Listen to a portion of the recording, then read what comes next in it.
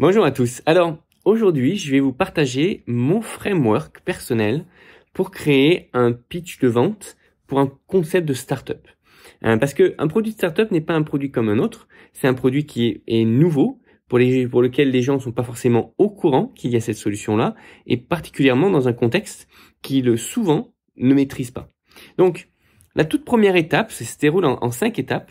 La toute première étape, c'est finalement de parler des désirs de votre persona. Donc, mettre le contexte, à qui on s'adresse, quelles sont leurs contraintes, et mettre quelque chose qui va les attirer en leur mettant quel est finalement l'objectif, le désir, qu'est-ce qu'ils veulent. Il faut vraiment se concentrer sur ce qu'ils veulent. Typiquement, si je prends l'exemple de My CTO Friend, vous êtes un fondateur de startup, vous n'avez pas de compétences techniques et vous voulez quand même monter votre concept. Donc globalement, vous êtes au bon endroit, c'est possible de le faire, on est là pour vous aider. Voilà. C'est un truc qui pitch le contexte et qui va qui va ramener un côté émotionnel. Typiquement, nous, je crois que sur notre site web, il y a quelques temps, on avait non-technical startup founders, no problem. Voilà, c'est un truc qui rassure, qui va amener une certaine émotion positive et qui va pitcher le contexte. Une fois qu'on a fait ça, l'étape numéro 2 du framework, pour mettre vraiment le côté un peu storytelling, c'est de développer le problème. Parce que la plupart, et d'autant plus si vous êtes une startup, la plupart des gens, de vos futurs clients, de vos prospects, ne sont pas conscients de la problématique qu'ils ont et de pourquoi ils ne peuvent pas atteindre ce qu'ils veulent ou ce qu'ils désirent. Donc deuxième étape, développer le problème. Et dans ce cas-là, on va parler du problème en lui-même, des conséquences de ce problème-là, du manque de solutions, et rendre en fait les gens conscients de cette problématique, parce que souvent ils n'en sont pas conscients, ou alors ils pensent que ce problème-là n'est pas aussi important que ce qu'il est réellement. Typiquement, exemple pour nous, le problème, c'est que les fondateurs de startup ont absolument besoin d'un CTO et de quelqu'un qui regarde comment ils développent. Ils ne peuvent pas simplement se fier à un prestataire qui va chercher à vendre des prestations plus, alors que le CTO et le product owner, eux, ont pour rôle d'économiser et de trouver la solution la plus maligne, la plus intelligente, la plus pertinente pour tester leur concept. Donc ce rôle-là est absolument indispensable et c'est un réel problème si vous êtes fondateur de startup et que vous n'avez pas de cofondateur technique. Et c'est aussi la problématique, c'est que c'est très très dur et voire quasi impossible de trouver comme ça du chapeau un CTO qui va devenir votre associé, etc. Il faut que ce soit une relation qui s'établit avec le temps. Voilà, donc ça c'est l'étape 2. Faites-le pour votre propre concept, développez le problème, approfondissez ce problème, le manque de solutions, etc. C'est essentiel que votre prospect, votre cible comprenne où est-ce qu'elle est et quelle est sa problématique. Étape numéro 3, c'est décrire comment résoudre ce problème. Comment résoudre ce problème de la manière classique. Donc on n'est pas encore à présenter votre concept, on est encore à présenter finalement quelles sont les solutions.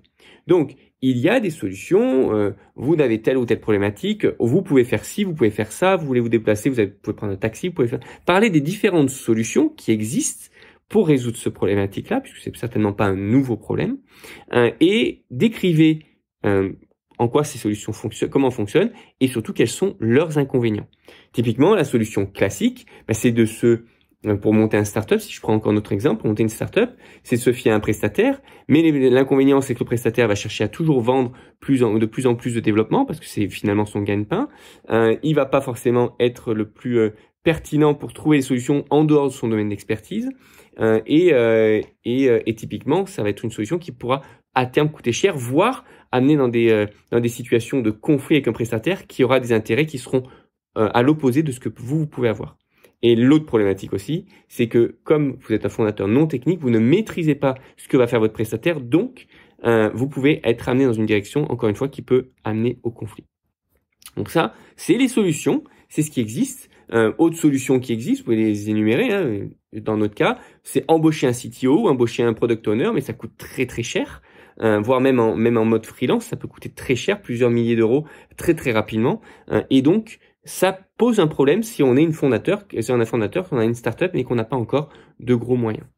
Voilà, donc étape numéro 3, quelles sont les solutions existantes et quelles sont les problématiques et quels sont encore les inconvénients des solutions existantes. Étape numéro 4, c'est du coup quelle est finalement cette solution et en quoi ça vous apporte une solution. Donc là, l'objectif, c'est finalement de dire que vous avez pris avec votre concept de startup le meilleur des solutions existantes, le meilleur de ce qui existe dans le monde en termes de solutions, et vous avez enlevé les inconvénients. Les inconvénients du prix, parce que par exemple, les autres solutions peuvent être extrêmement chères. Vous avez enlevé l'inconvénient de c'était compliqué, vous avez enlevé l'inconvénient de vous avez besoin de travailler en one-on-one, etc., etc.